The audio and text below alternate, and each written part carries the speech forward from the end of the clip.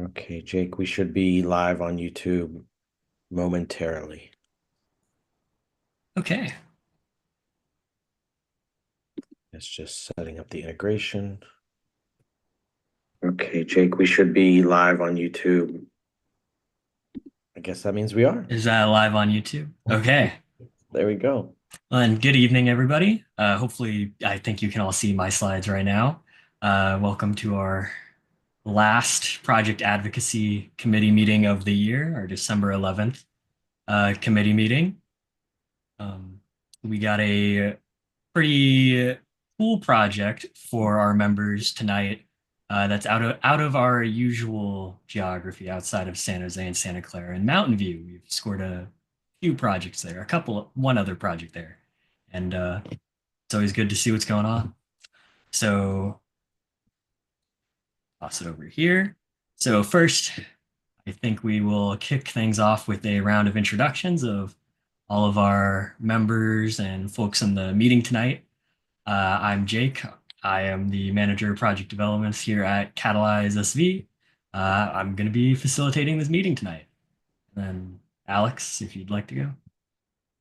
Sure. Hey, everyone. I'm Alex. I'm Executive Director of Catalyze SV. I will pass it on to Chris.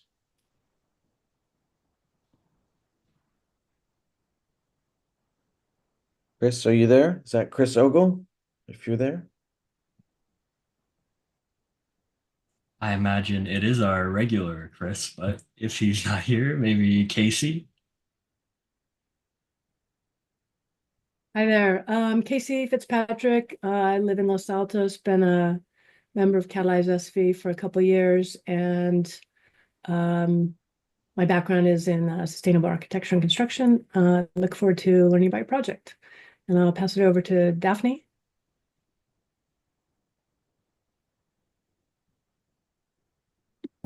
Hello, I'm Daphne Ross. This is my first meeting. Casey invited me. I also live in Los Altos, and I'm interested to see the process. Good to have you here. I don't know if Jessica, is that someone? Jessica? Hi, I'm here. I'm off camera because I'm still cooking dinner. Hi, I'm Jessica. Alex invited me to this meeting. This is my first time here with Catalyze SV. I also work in nonprofit right now. I work in development. I work in fundraising. Right now, I'm working for a preschool. Yeah, I'm excited to learn more about everything housing. Who can I still pass it off to? Chris or Ryan? Okay. To Oh, Ryan. yeah, I'm back. Sorry. Okay, I'll pass it to Chris then if Chris is back. Chris, it's going to you. Yeah. Hi, so I'm Chris. I've been with Catalyze SV since I think March of this year. I started with the other program, what do we call it? What's the other one? Yeah. SEAL team, Catalyze's SEAL Yeah, team. the SEAL team, and then I joined the pack I think over the summer, and yeah, so I'm interested in kind of combining politics, real estate. So urban planning is kind of the natural intersection of those, particularly with an emphasis on like demographics and economics. So yeah, that's why I'm with Catalyze SV, looking to get employment in kind of the field of urban planning, politics, still Thanks. figuring that out. So yeah. Well, good to have you here tonight, Chris. And then Ryan, if you'd like to say a little bit. Hey, good evening, everyone. Can you hear me? Yes. Ryan Krubin, been with Catalyze SV since around 2017, and work in affordable housing development, worked for a number of nonprofit affordable housing developers over the years, and just joined a small firm, for-profit group, working on existing projects that are in the pipeline, and love to contribute my knowledge in affordable housing development. Thanks for being here. And then we are joined tonight by Jake with Affirmed Housing. If you just want to say a little bit about yourself and then yeah, more than happy to. Jake Filateri, Senior Project Manager with Affirmed Housing. I've actually only been with Affirmed for about a month and a half. Before that, though, I was working for Charities Housing, so been kicking around the South Bay doing real estate development, affordable housing real estate development for a couple of years now. Come down to San Jose a few times a week and have really enjoyed, you know, the process of getting to know this project and really excited to share it with you all tonight. So thank you so much for the time. Yeah, thank you for joining us. And I'm And excited to hear. Oh, oh, one little thing, folks might, Jake, you might not think about this, but as people are asking questions, if you want to ask it to Jake W, say Jake W. If you want to ask it to yeah, Jake B, say Jake B. That'll just help us not get us confused. So, because if it's that does two come. Jakes. Yes. Uh, I'll take us through just a couple of updates here before we get into 87 East Evelyn. Last night, a project that we've been involved with for a while, El Paseo de Saratoga, uh, was approved again for its amendment to that project. So hopefully we'll be able to see that project break ground sometime soon. And then coming up next week, we have two community meetings on the same night for projects that are both in San Jose. And these are same night, same time, both in San Jose. These are both projects we've scored this year. 826 North Winchester Boulevard. This was our highest scoring mixed income project of the year. So this project is I think 17 stories, 14, 17 stories. Can't remember. One of the towers is that. The other one is 17, I think. Near the Valley Fair Mall, just north of it, like a block above it. And then 1207 North Capitol Avenue is a project, a 100% affordable housing project we scored not last month, but the month before last by Danco. And they'll be having, this is their first community engagement meeting. So if you have time that night and want to ask questions or check these projects out, please go ahead and give a shout out to Catalyze SV while you're there as well. And that's all our updates, I think, for this next week and what's happening this week. So, Jake, why don't you go ahead and tell us more about 87 East Evelyn Avenue, the project we're going to be scoring tonight. And I'll give you Awesome. the ability to share, Great. Thank you so much. or you should have it.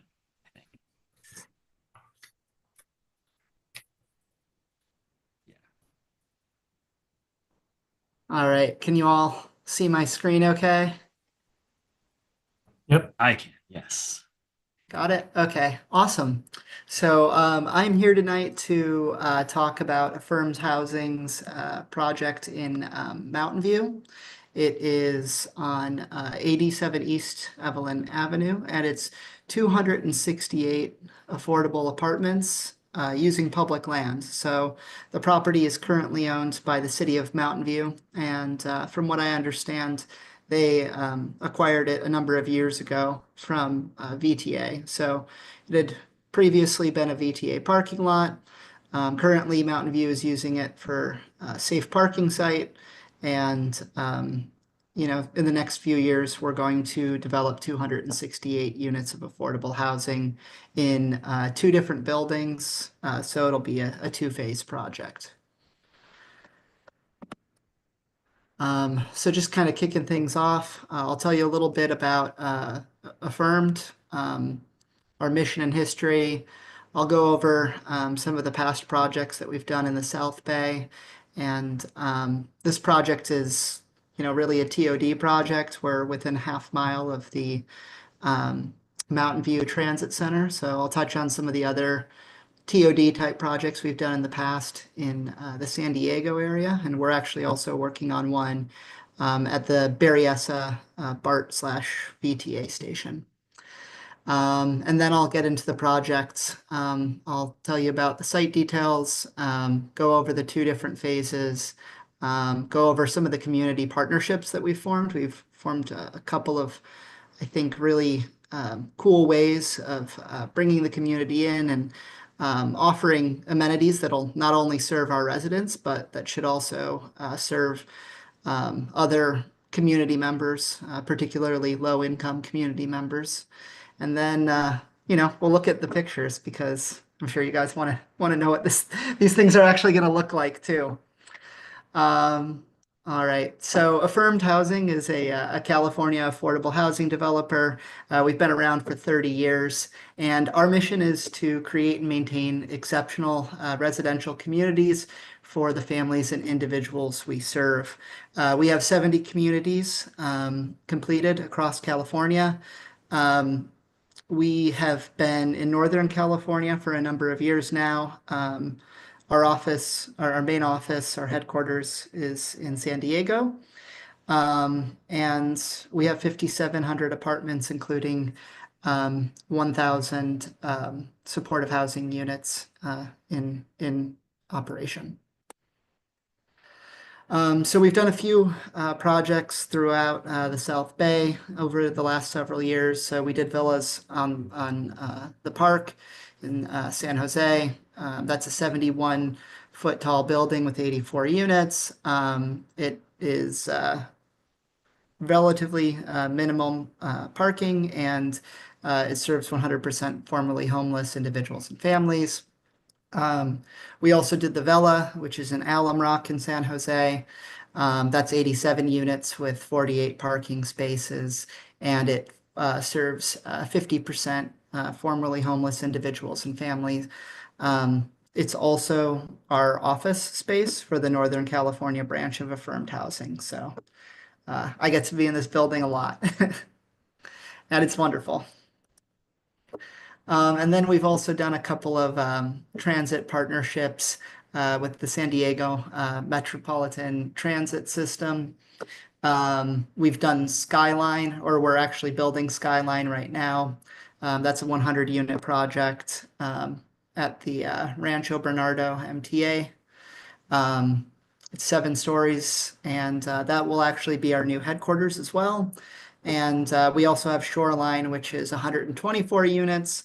It was just about to break ground, I think, when we presented on the VTA site last. And it's actually complete now. So it was completed in April. It's in service and leased up and looking great. So now going into the 87 East Evelyn site. So the site is in Mountain View, kind of off 85 on Evelyn Avenue. It's about half a mile down on Evelyn from the Mountain View Transit Center. So that's a major transit hub.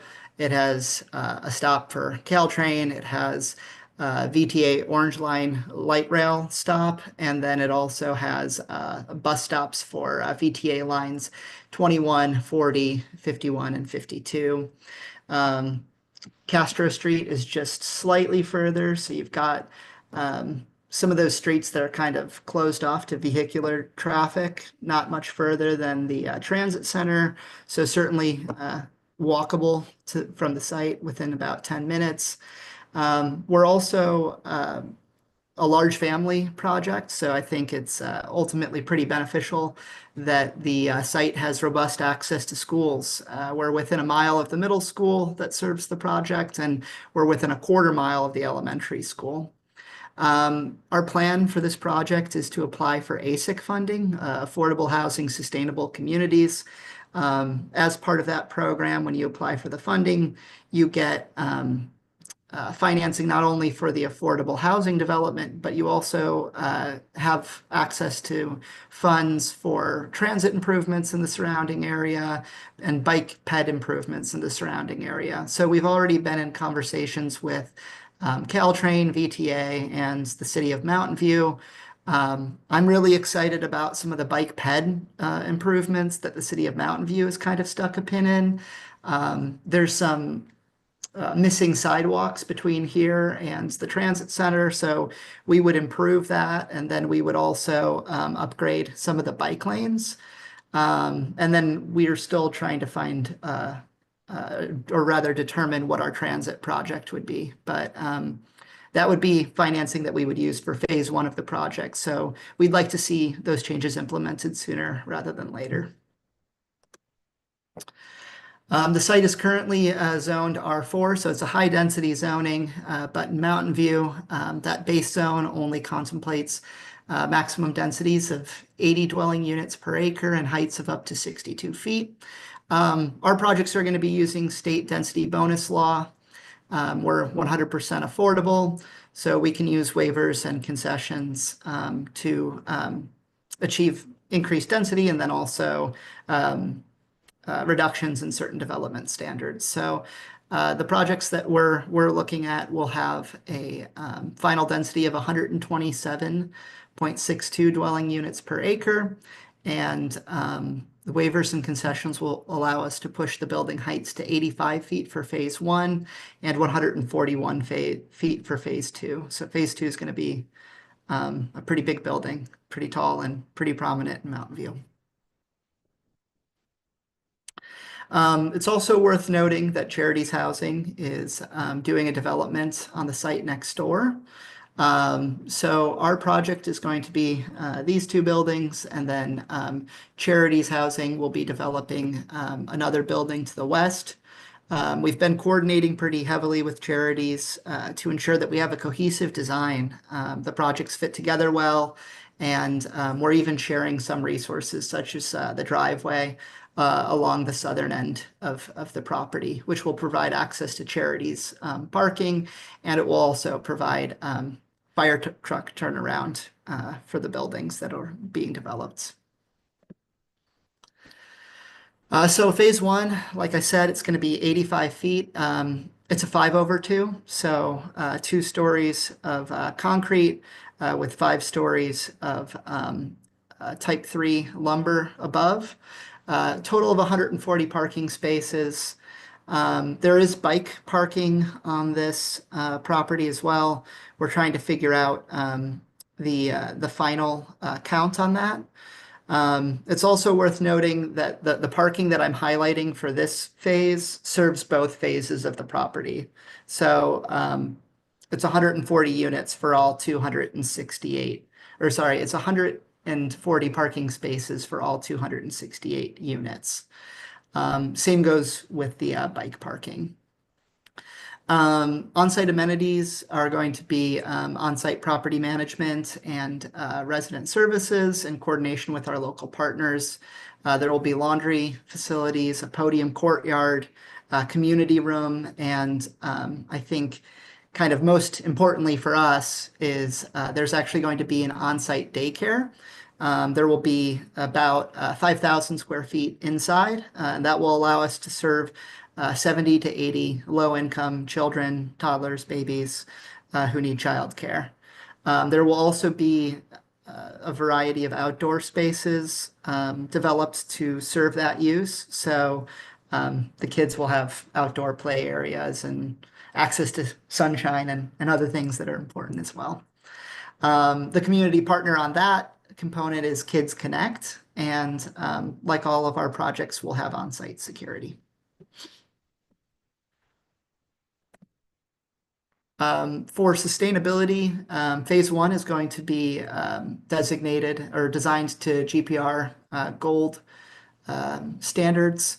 We're going to have solar panels that will offset resident and house loads. We're still getting the calcs on that, so I can't speak to exactly how much of the loads they're going to offset, but we generally try to max out solar panels on our developments.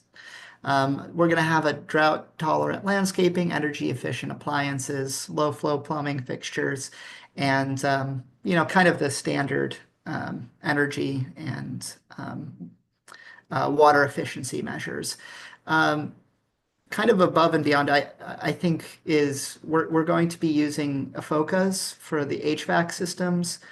These are highly efficient PTAC type units, so we're excited about trying those. I don't think we've used those in a project in the past, and they are a bit more energy efficient than other systems. And then we'll also be hopefully leveraging ASIC funds to improve connectivity between our site and Mountain View's walkable downtown, which, as we discussed, has a major transit station. Phase 2 is going to be 141 feet. It is 11 stories of type 4 construction, so it's mass timber. Really excited about that. We'll get into it a little bit more in the sustainability section, but mass timber is just really stinking cool. There's no other way to put it. This project or this portion of the project has 0 vehicle parking spaces and no bike spaces. As I mentioned, those are going to be built in phase 1. We're going to have on-site property management and resident services, though. We'll also have kind of the same laundry facilities, community room. On this project, we're doing a rooftop patio instead of a courtyard. We're also going to have community serving space in this phase as well. So the design team is working to maximize the amount and usefulness of the space for CSA, Community Services Agency, which is a local nonprofit that serves individuals and families with low or fixed incomes. We're working with them to determine what use of the space would be most helpful for their organization. So we're trying to maximize the space, and that's still kind of a work in progress, but we're excited to have them in the building because they provide a lot of food services that might not only benefit our residents, but kind of the surrounding neighborhood as well.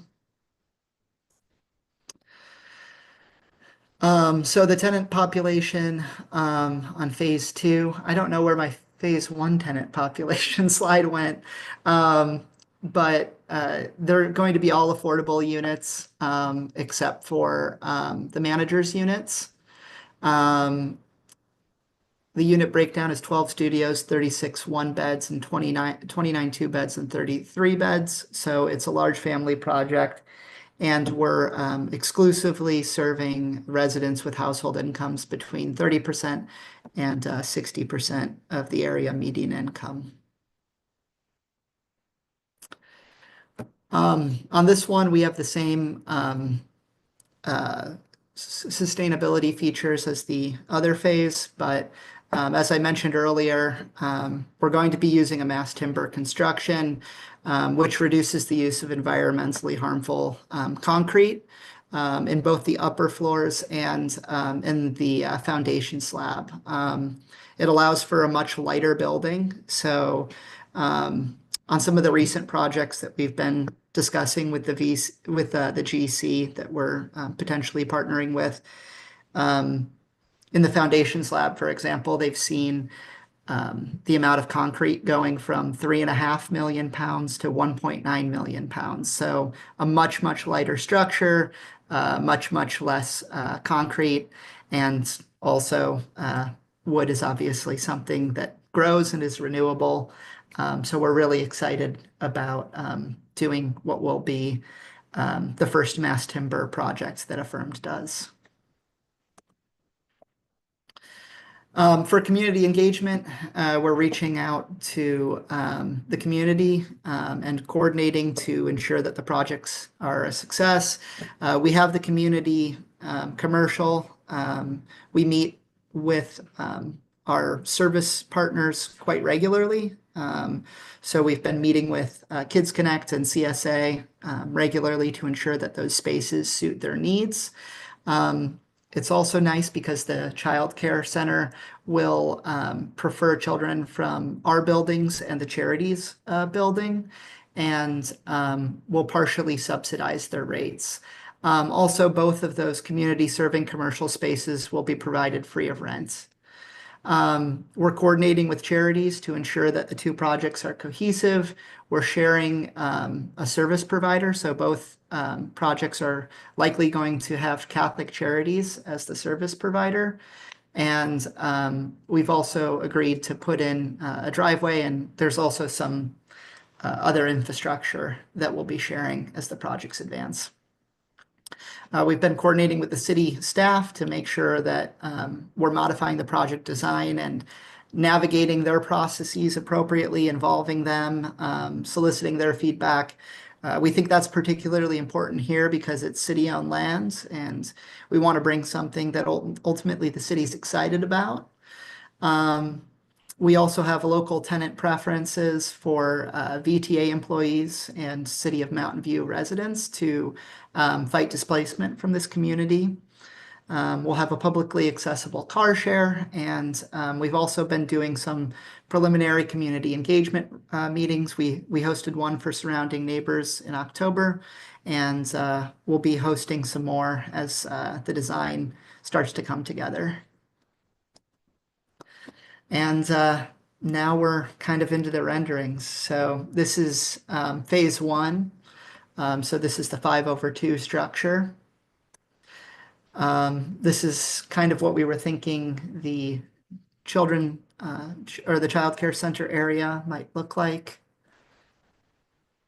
The two buildings are separated by a small paseo. So we've been working really closely with City of Mountain View Planning. They've been really excited about this paseo and figuring out what it's going to look like and what it's going to feel like for residents. So we're really happy with how that's coming together. There should be some community art in here and on each phase of the project. And this should just be a nice place to come together, walk, and hang out. And then these are images of phase two, much taller building. We're really excited by the size and scale of it. And I think that I've run through all of my slides. So I'll stop sharing my screen in a second. Yeah. Thank you for the very rich presentation. We've been wanting to see this project for almost a whole year now, and I'm glad we finally got to see all those details because I think a lot of folks might find it pretty impressive. So the next thing we usually do is our sort of structured Q&A going through our 7 categories of community, vibrancy, transportation, sustainability, all those nice things. So you kind of discussed at the end there the community aspects of the project. I don't know what questions folks might have about the community engagement process you've done, but you said you had your first community engagement meeting for the project in October of this year. And then what are your plans going forward for what's required of you or what you're going to be doing beyond that? Yeah, I think, what we generally do is we do mailers to the surrounding neighborhood. And then, as the design proceeds, right now we're just in the phase where we're trying to get entitled. So we hosted that meeting really to go over the design that's being entitled. So the massings of the buildings, the proposed materials, things like that.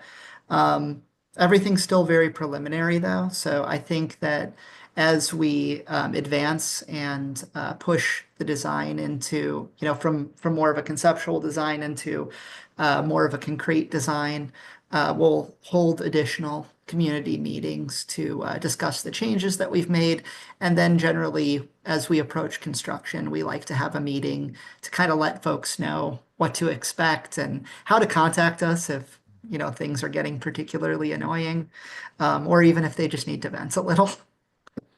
And what sort of comments have you heard? Did you hear at your meeting that you had, or from the community in general? Yeah, so I unfortunately was not at that meeting because I was still at Charities at that time. That being said, I did chat with Shashank a little bit, and he said that the participation in that meeting was unfortunately a little bit less than what we were expecting. But the feedback and the comments that we received at that meeting were very positive, and the community was generally supportive of the project. It's good to hear. Does anyone else have any questions about how they've been handling community engagement or what their plans are? If not, we can move on to. I have a quick question. Yeah. I have a quick question. I'm sorry if I missed it. How far along is the project next door, and have they done their community engagement process already? Yeah, so that's a great question. We're advancing the community engagement with charities. So that meeting was actually hosted with charities. So we're trying to, given that the projects are right next door, we're trying to coordinate to the extent possible. In terms of where they're at with their project, We are about to submit for entitlement, so we'll submit our SB 35 application, or our preliminary application for SB 35. I think they've got a two-phase process in Mountain View. But we'll actually be submitting that on the 20th. And Charities, I believe, submitted theirs in October, so they're a little bit ahead of us.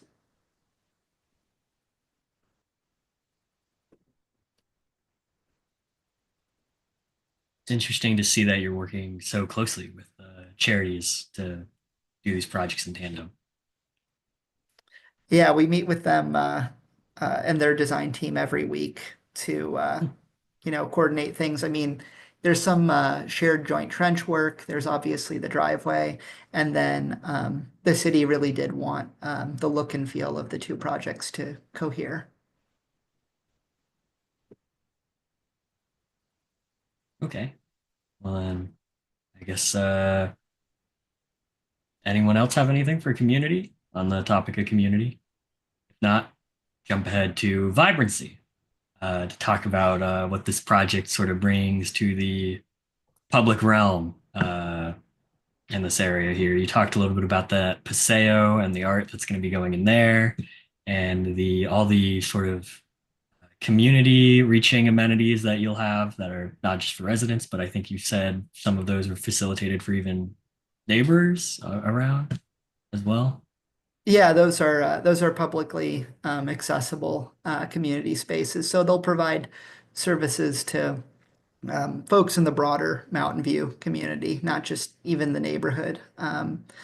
But obviously, it'll be adding a node for both of those nonprofits that will allow them to bring services to either. I don't know if Kids Connect has a location in Mountain View yet.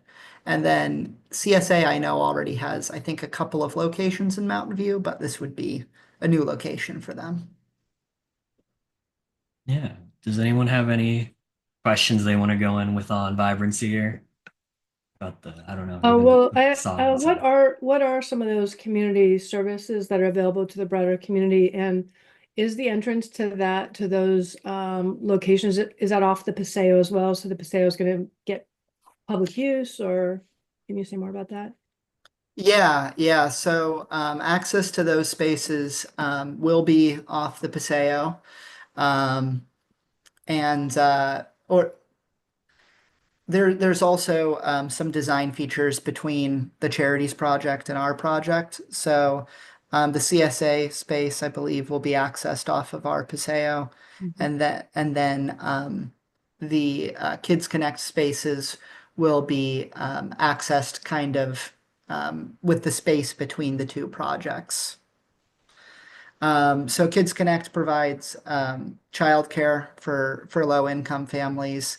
I think right now we're planning on space for 2 classrooms of 24 children each. And then we're also planning on an infant classroom that will have 30 infants. So I think the total population that we anticipate serving there is something like 78 kids from low-income families. And then CSA provides a variety of different services. I think the main thing that they do is food pantry services, food security type services. So we're not 100% sure. We've been talking with them about what the best use of the space would be. We've been going back and forth a little bit, and we're still trying to figure out exactly how much space would work for them in the building, and the amount of space that we can find is really what's going to drive the use of that space. So it might be partially office space, partially food space. It might be service space and food space. We're not 100% sure yet. When you say food space, what are you thinking could be possible in the way of food spaces? Like a food pantry type space where people could come in and get groceries. Oh, super.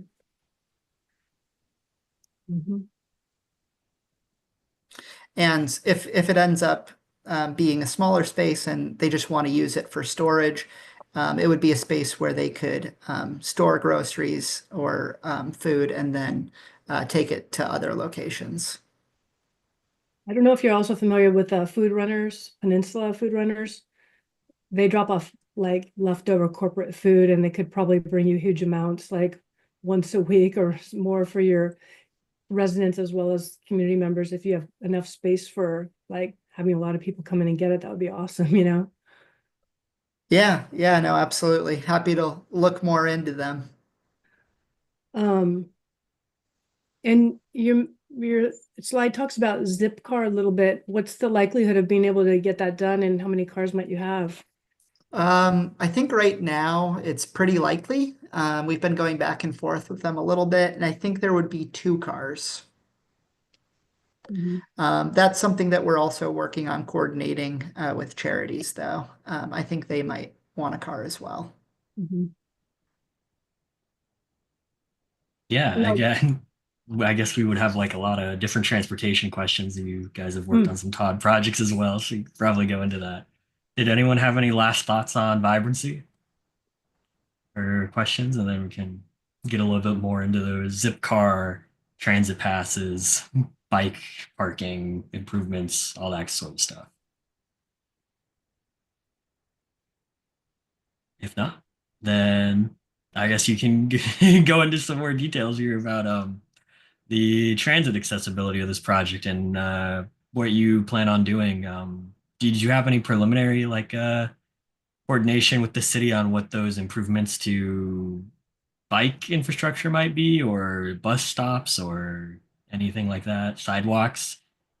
Yeah, yeah. So I think we would be filling. So for ASIC, we'll need to have bike ped improvements. So um, the portion of the improvement plan that was shared with me is that they would be interested in potentially having our project do some sidewalk improvements in the surrounding area. I think there's some gaps in the sidewalks that we would be helping to fill in.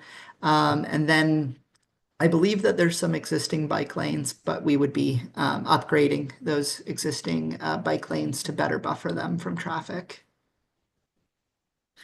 ASIC, I believe, also requires transit passes, but right now we're still trying to figure out if, transit passes work without ASIC or not. So it kind of depends if we get that funding or not. Okay, and those would be the VTA Smart Pass program, or Yeah, yeah, I think that's what we were contemplating. Mhm. That's something that we see pretty often from developers near transit, affordable housing developers. And anyone else have any questions on the transit amenities or features or uh, what this project's doing that way? Yeah, Jake, I just want to say I appreciate Casey's question and your answer to it about the zip car because we don't see that very often. And we really want to, it'd be great, yeah, to see that commitment or that desire become a firm commitment. So thanks. That was going to be my question as well. Yeah, no, absolutely. We've been emailing with them this week, so it's an ongoing work in progress. Can you tell us more about your thoughts right now on the bike parking? Yeah, so my thoughts on the bike parking were I'd really like the architect to tell us sometime in the next couple of weeks how much bike parking we have. I asked her today how many spaces we have, and I think they're still trying to determine exactly how many are going to fit in the space we have programmed. We do have a substantial amount of space programmed, though. I think it's about 1,500 square feet, so it should be enough space for a large number of bike parking spaces.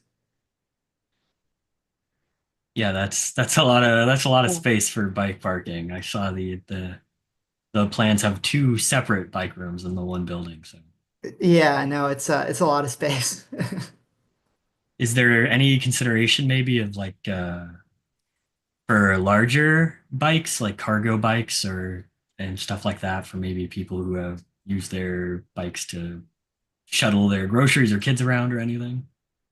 I think that would be a good idea, certainly. And we've got a large amount of space programs for this, so I think that's certainly something that we would be open to. Okay. If you're interested in more resources about bike parking, I used to work at Silicon Valley Bicycle Coalition. They have development guidelines for bikes and that sort of thing, and they may have some recommendations as well. Yeah, no, if you could drop a link in the chat, or I can drop my email in the chat. I'll see if I can find one during the meeting. If not, I'll take your email. Okay. Are you, I wonder if you guys have also thought, I don't know how many for low income, how many residents really own their own bikes or not? Would you ever consider like any kind of a checkout program where people can borrow bikes or something? Yeah, I think for our population that would be a pretty good fit, because I mean we're serving. There's a fairly. I would need to look at the pro forma again to speak to exactly how many 30% AMI units there are, like people who are extremely low income, but there's a substantial number of those units. So I think a program like that would be really beneficial. Yeah, I'm trying to recall which project it was that we had scored. It was another affordable housing project where the developer had also mentioned in other projects that they had built, they had a like the rental or bike checkout type of service. So it's something that I don't know if I've seen it in any projects in the South Bay, but that might be an interesting option to explore. Yeah, I think it'd be really beneficial for our target population. One of the other interesting things, Jake, when my son was in elementary school and all that, throughout school, like even kids that don't live far from school, a lot of times there's resistance to biking, maybe even just from the parents. Everybody's worried about safety.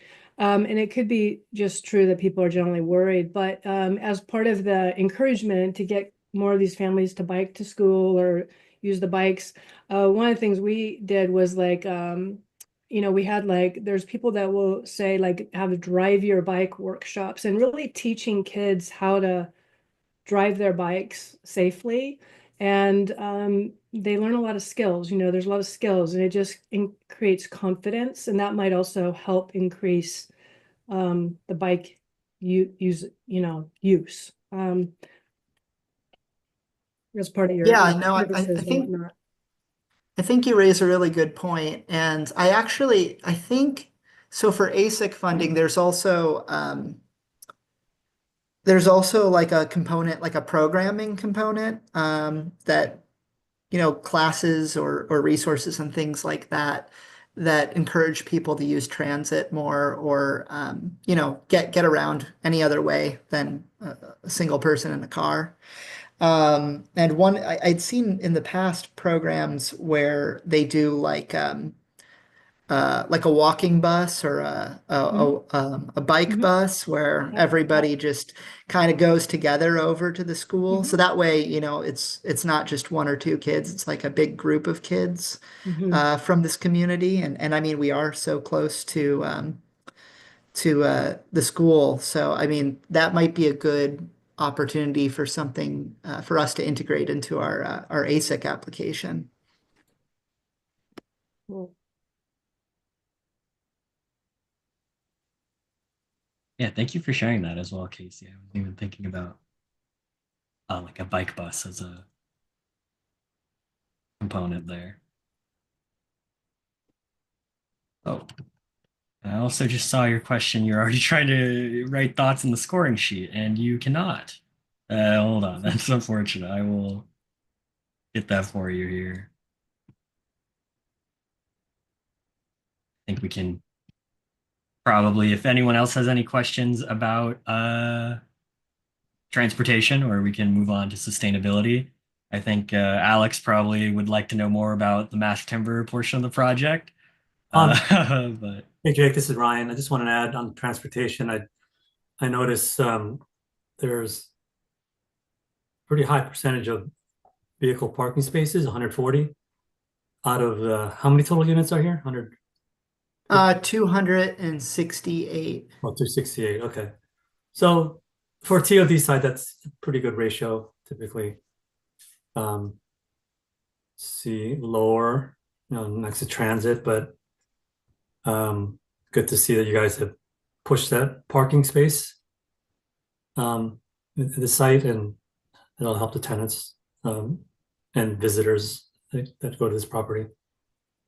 So Yeah. good to see that. That's all I wanted to add on transportation. Yeah. Yeah. Is Zipcar something that you've done at other projects where like can that reduce the parking count if you or like if that does that make a is it basically I'm asking is Zipcar you've done at other projects and do you know what the reception to that is? Yeah, no, I think as far as I've never done it before. And then for Affirmed, I'm not sure if they have it at other projects or not. I believe that this is something new for us, though. Yeah, again, it's new hearing for me as well, so it's something where I'm very interested to see other projects adopt like shared Yeah. cars like that or something. Yeah, no, hopefully we can figure it out and then report back. Yeah, thank you. Any other last thoughts on transportation? Jake, sorry, did we cover transit passes? I can't remember. Uh, you mentioned that was part of ASIC and you're exploring that still? Yeah, yeah. Okay. And you mentioned, it sounds like you're not sure if you can do them if you don't get the funding from ASIC, is that right? Yeah, I'm not sure. I would have to look more closely. Okay.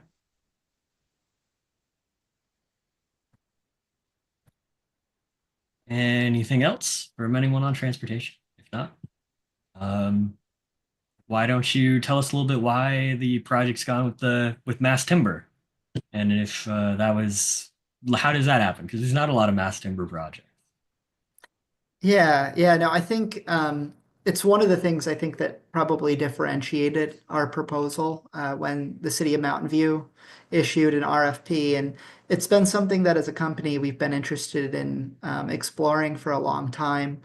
And We've been sorry to working, interrupt, but yeah. maybe could you explain what mass timber is? Now thinking about it, not Oh, everyone might know what that is as a building material.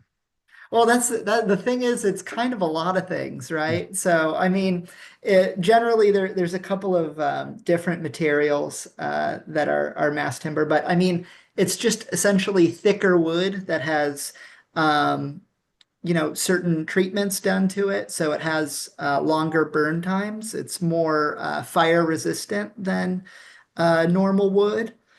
Um, and generally, it kind of like I think the two main types of mass timber are like mass plywood, so kind of like compressed plywood boards. But then there's also cross-laminated timber where they like take sheets of wood and then laminate them together, kind of alternating the grains of wood. Um, in terms of the way that they actually look when they're implemented, mass plywood, I think, is generally something that, unless it has some sort of finish applied to it, people cover up. But CLT is actually like really warm and beautiful. So we've been exploring ways that we might even reduce our drywall scope by using some CLT in this project and leaving some of that wood exposed. Yeah, that'd be neat to see. I know we Catalyze SV went and toured a mass timber building. They were by Oh Wow up in Oakland that they were constructing. And that one they didn't have any of the like the wood showing. It was the mass plywood. So Yeah, no, that's all the pictures you MTP. see when you're like when you look up mass timber are these beautiful wood finishes on the interior. So that'd be neat to see. And then so pursuing mass timber instead of steel construction for this? Was there Yeah, I mean, it allows us to go higher. Generally, the cost is a little bit less, but it's pretty on par. It's also a faster type of construction, so you can save some time and deliver the units faster. I think Oh Wow is actually a really great example of that. I think they were framing something like in that project that you're referring to in Oakland. I forget the name of it, but I think they were framing something like a floor a week, and then they had that panelized exterior skin, and they were moving that at like a floor a day. So there's definitely some time saving strategies that were interesting to us. The ability to go higher in wood was interesting to us. A lighter building that has less concrete, even at the foundation level, was interesting to us. Um, and since our building is under 12 stories, we'll also be able to leave some of that wood exposed potentially. So you mentioned you may have some cost savings. Have you guys run the building on a concrete type 1 construction and compared it to mass timber? What kind of percentage savings? We have not done that analysis yet. We've been meeting with several different general contractors um, that either have subs that do this work or that self-perform this work. So we're trying to get updated numbers now. Okay.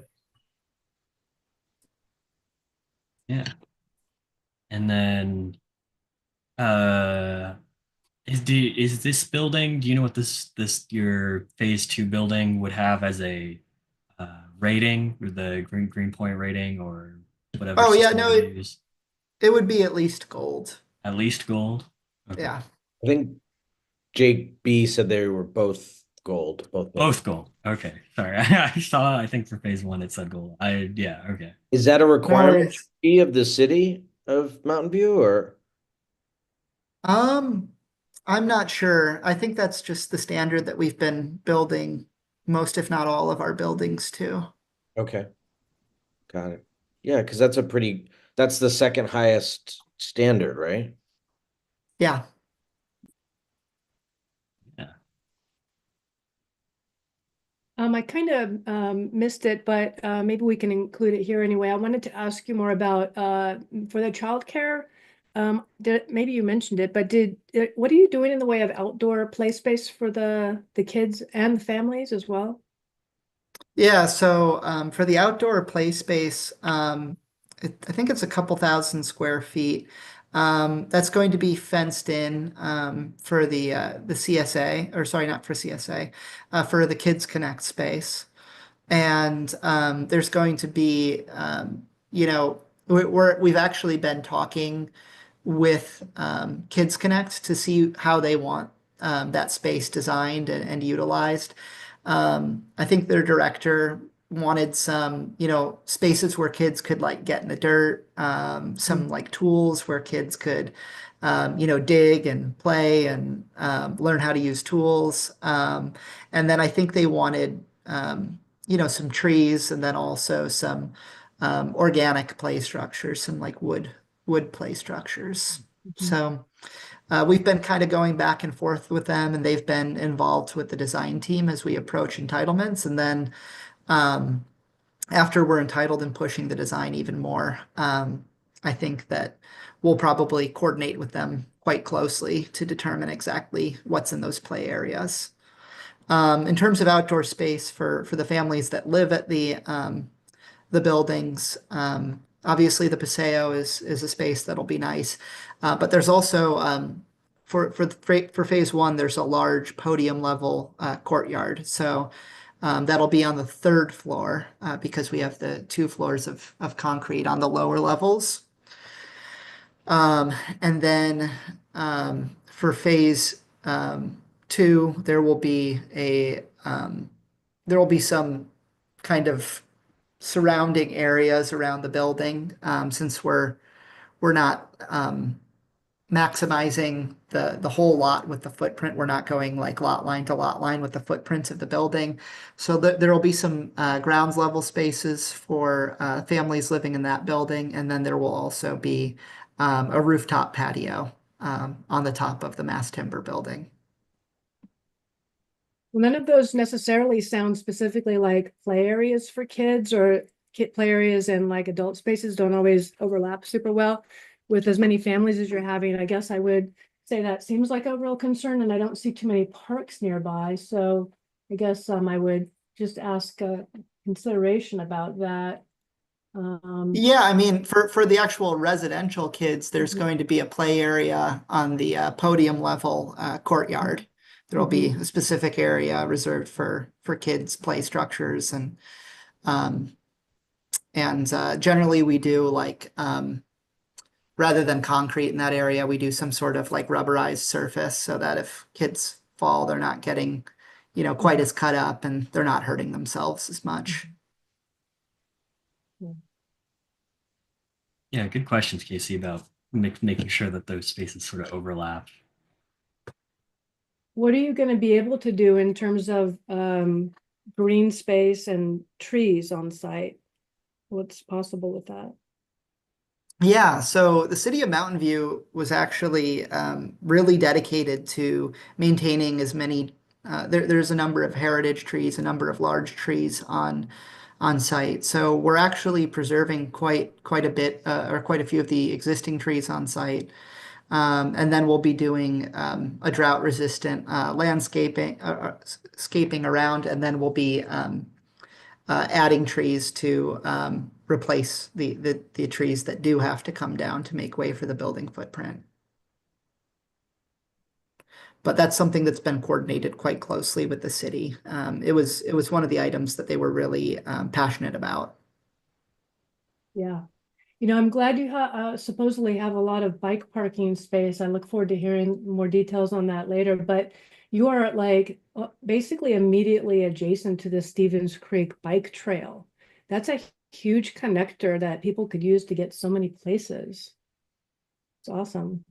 Yeah, no, it's a great. I mean, it's a really connected site. I think that, being close to that bike trail obviously is a huge amenity for our residents. And then hopefully we can improve connectivity along Evelyn and make access to that transit center a little bit easier as well, and just really make it so our residents can get around conveniently without cars. What do you need in order to be able to commit to those pedestrian and bike upgrades? Like, are you dependent on funding or partnerships for that? How's that work? Yeah, so it's the type of funding that we would use. It's called ASIC. So it's through it's like cap and trade dollars, but it's administered by HCD. So we'll be applying for that hopefully in May. So then they would provide the money, and then do you guys actually do the upgrade yourself, or you just pay for somebody else to do those upgrades? How's that work? Yeah, it's grant money, and I'm trying to think in the past what we've done. I believe in the past it's been like it's gone out for bid, and then it's been like public contractors implementing those improvements. Yeah, I'm sure you're coordinating with whoever's in charge of those roads and stuff. Yeah, there's a lot of coordination with that type of financing. Okay.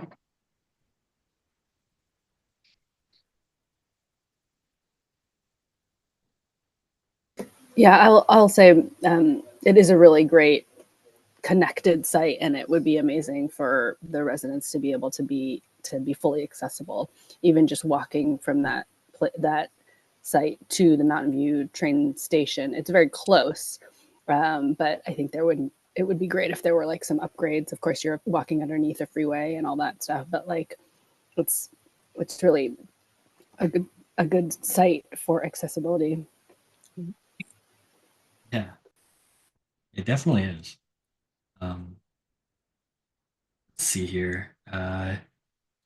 We have two of our sort of structured categories left here. So intensity and zoning, that's looking at the density of your building, the height of it. And the density is pretty good. What was it, 128 dwelling units per acre?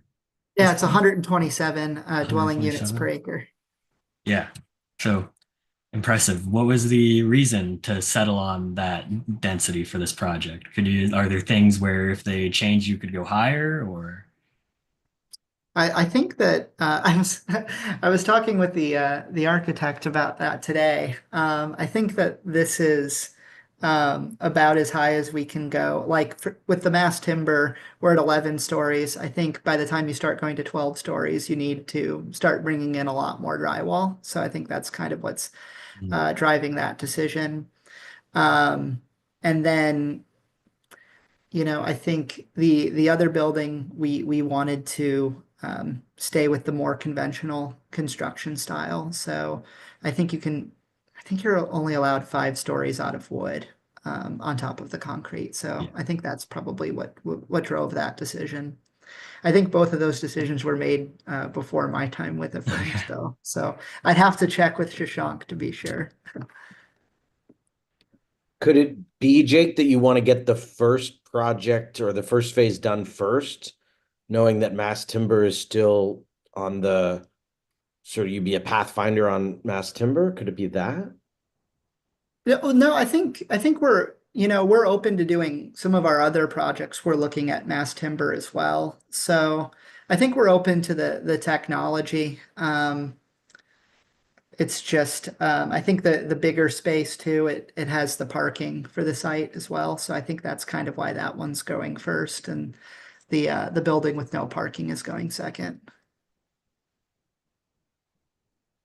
Yeah, because it's sort of that conventional donut with the parking in the middle there to get that Yeah. done and not have to go below ground or something like that.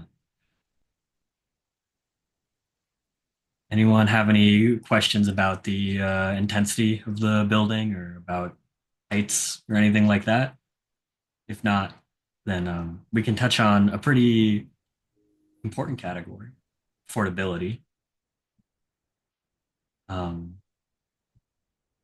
Which would you mind going into the AMI breakdown? So what AMIs are these units going to be for? What's that mix look like? Yeah, so it's 100% affordable to families at or below 60% AMI. I think both buildings are somewhere around, I think 49 to 50% average affordability. And we do have a substantial number of those 30% AMI units as well. So units that are really set aside for folks who would probably otherwise have difficulty finding housing. On the 30% units, I think those are generally we try to put those more on studios 1s and 2s, just because we found that generally there's just more demand for those types of units at 30% AMI. But we have units that are affordable at 30% AMI throughout the unit mix. How many 30% AMI units, and do you have project-based Section 8 vouchers for those units? We don't have a commitment for project-based Section 8. Let me look at the affordability mix. I think I sent this to you the other day, Yeah, Jake. I believe there's 30 units in phase one, if I'm remembering, 30 in phase one that are at 30%. And then I think what is it? It might also be 30 in phase two, I think. I'm I remembering assume this is a 9% deal, Jake? No, these will both be 4%. 4%? Okay. Yeah, so I mean the ASIC I think is what the ASIC, or if we have to go in for like MHP, the state funding dollars I think will There's be what really allows us around, to hit that deep affordability. could you just go over the capital stack as you have it today for this project, what that looks like? Yeah. So it's 4% tax credits. I think we have state tax credits in each, and then minimal funding commitment from the city because the city is contributing the land, which is, obviously brings substantial value as well. And then we have the state financing program. So that'll be ASIC for phase 1, and then we're looking at MHP for phase 2. Got it. And I assume with the state, with a city land contribution donation, that'll help your competitive scoring, right? Yeah, no, that absolutely will. Public land helps us. I don't know if we get points for that on the tax credit application, but public land is one of those areas in the state financing, the state level financing, where it's really difficult to get points and most projects don't get points. So it's a huge benefit that we're going to be getting those points. It is. It'll help increase your tiebreaker and be competitive for your tax credits when you go out.